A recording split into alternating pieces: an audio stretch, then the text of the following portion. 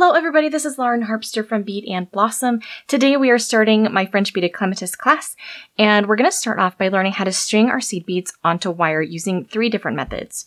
First, I'll show you how to use a bead spinner, and then I'll show you how to string beads directly off of a hank, and then I'll also show you guys a little scooping method that can be done with a little plastic cup. Alright, now there's a concept in French beading called working from the spool, which basically means that you're going to leave your wire attached to the main spool so that you have a continuous feed of wire and don't run out of any beads while you're working.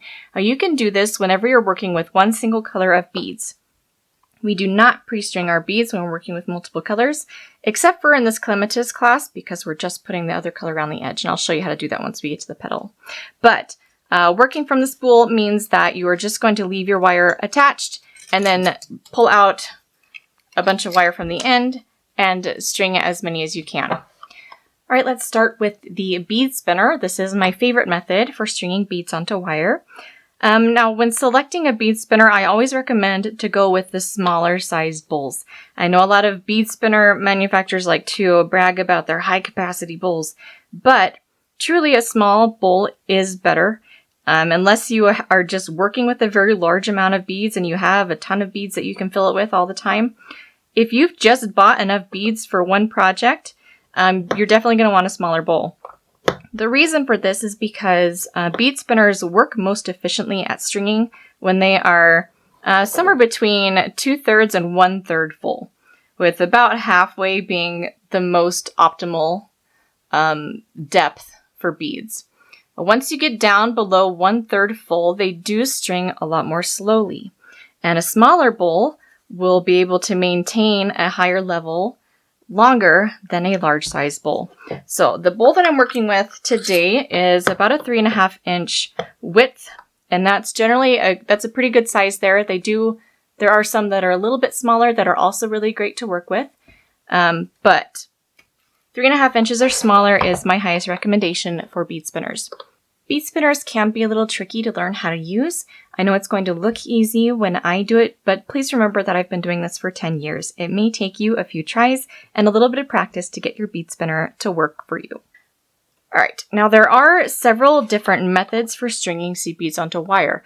This is kind of, it depends a little bit on what's most comfortable for you and what you can personally get to work.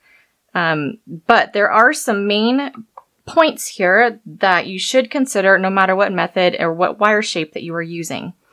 The tip of your wire needs to have a nice clean cut at the end. So if you have any snarls there at the end or some little awkwardly cut bits, snip that off so you get a nice clean cut at the end of your wire.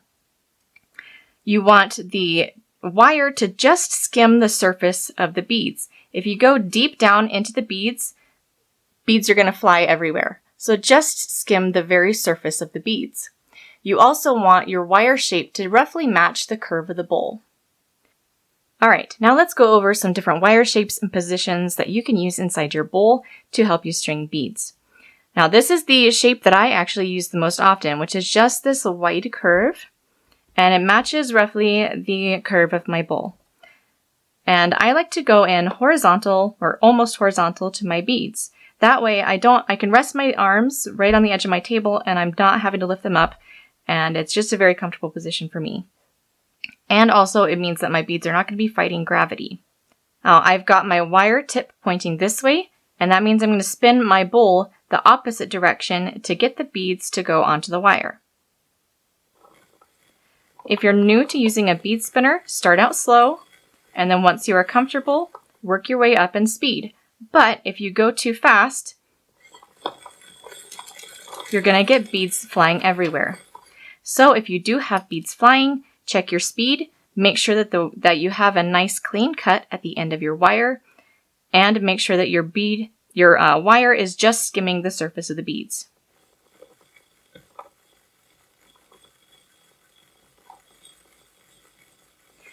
And with this wide hook method, I do have a finger bracing behind right near the bottom. That just gives me a little bit more control of my wire so it's not being bounced around inside my bowl.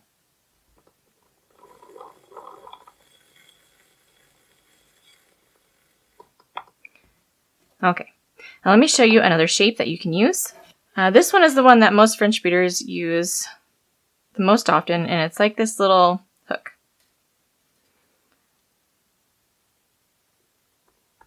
That'll look something like this. Now you can make it bigger, you can make it smaller.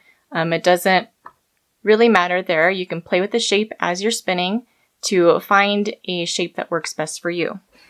Now you don't want the tip to curve in too much, so kind of point it out just a little bit. Now with this one, I'm going to go in as horizontally as I can without hitting the edge of the bead spinner. And that does mean that I'm not quite horizontal. I think I'm like at a 45-degree angle here. You can go straight up and down this way if you like, but I like to go this way. All right, so again, the tip of my wire is just going to skim the top of my beads. My wire is pointing this way, and that means I need to spin my bowl this way to get the beads to go onto my wire.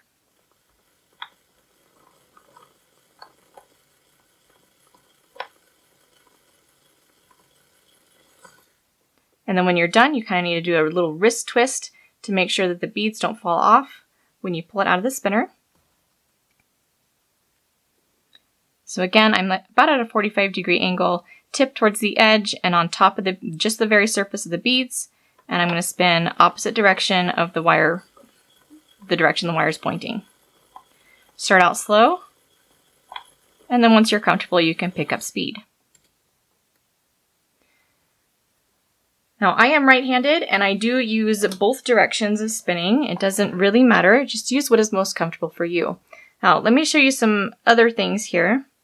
I do see people who like to come down in the bottom of the bowl and then string beads this way.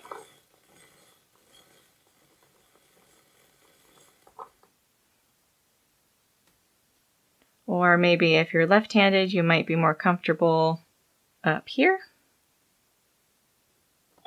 I'm not left-handed, so this is slightly more awkward for me.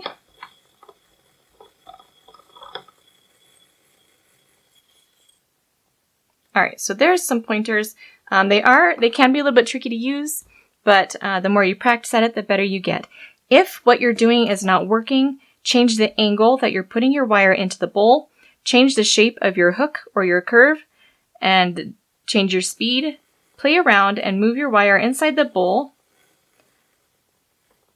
So I don't always sit still. Sometimes I kind of have to shift and move around to try and get my wire into the most optimal flow of the beads. All right, now let's talk about how to string beads directly off of a hank. Now a hank of beads is most commonly used, well, I see it most used for check beads. And for a size 11 seed bead, a full hank has 12 strands of beads, and each strand has 20 inches of beads. All the ends of those strings are kind of tied in a knot right at the top of the hank to keep them all tied together and no beads fall off. Now, in order to string beads off of a hank, you do need to remove the thread from the top knot. Now, I usually just pull it out. Sometimes those knots are a little tight and you have to break the thread, but I don't recommend untying it.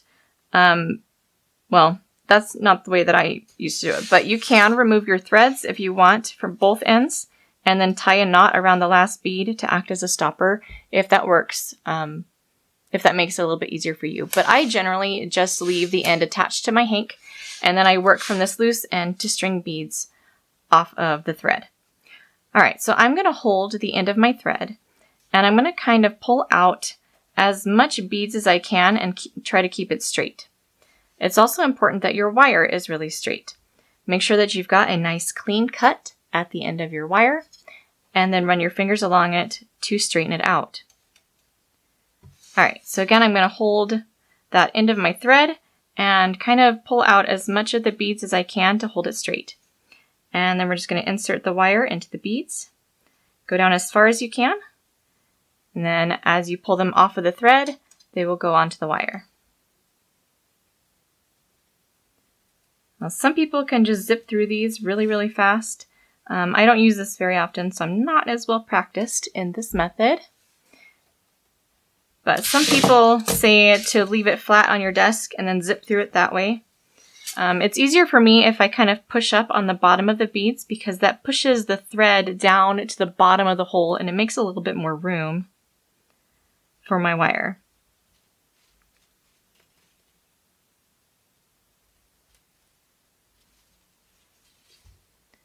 All right, so that is how to string beads directly off of a hank.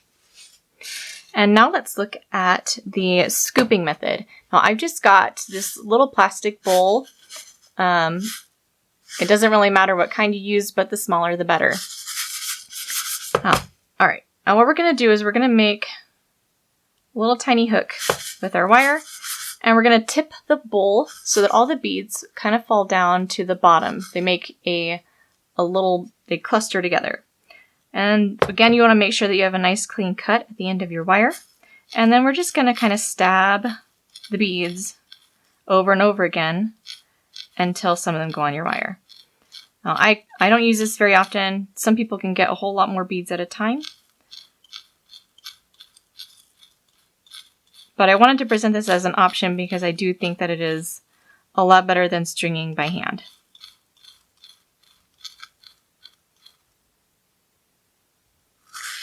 All right, so there are 3 different methods that you can use to string seed beads onto your wires.